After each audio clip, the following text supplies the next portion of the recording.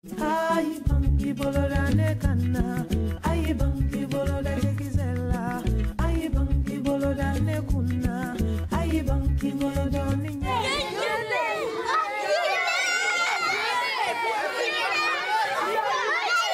que les élèves attendent avec tant d'impatience, c'est Lionel Gros. Il est venu raconter son dernier périple à vélo. Il a traversé l'Afrique avec 10 cyclistes haut-normands l'automne dernier. Ce matin, les élèves voyagent un peu avec lui et Hermine, une autre raideuse. Ils écoutent attentivement toutes les histoires, la vie dans les villages, le campement, les paysages.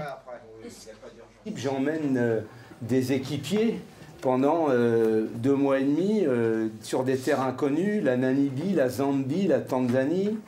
Chaque jour, il faut prendre des dizaines de décisions. C'est itinérant. Qu'est-ce que ça veut dire itinérant ? Itinérant dans ce cas, ça veut dire 3780 km à vélo à travers la Namibie, la Zambie et la Tanzanie, sur la route, la piste, avec la chaleur et la pluie. Le raid a duré environ 2 mois. Pendant qu'ils pédalaient en Afrique, les élèves de CE2 ont suivi tout le parcours sur le site internet du raid. Ils ont régulièrement écrit des messages d'encouragement aux cyclistes.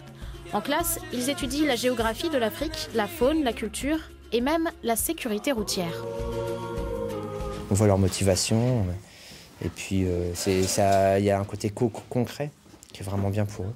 Combien de kilomètres avez-vous parcouru? Avez-vous rencontré des animaux sauvages?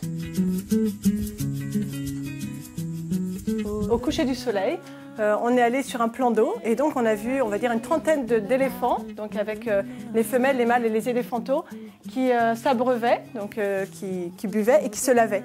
Une scène paisible, c'était magique. Qu'est-ce qui t'a le plus marqué pendant le voyage? Les sites Victoria. Pourquoi? Déjà, je connaissais dans un dessin animé, mais quand je les ai vus en vrai...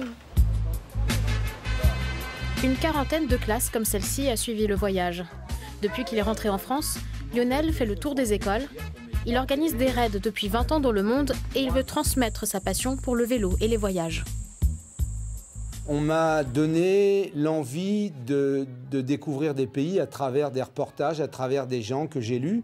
Et ma mission aussi, c'est de démontrer que le monde s'ouvre. Et puis de découvrir le monde comme l'on le fait en vélo, c'est magique. Les équipiers ont accompli un exploit sportif, mais ça ne s'arrête pas là. Certains n'avaient jamais voyagé aussi loin. Et puis ils ont dû vivre en groupe, sous tente, pendant plusieurs semaines.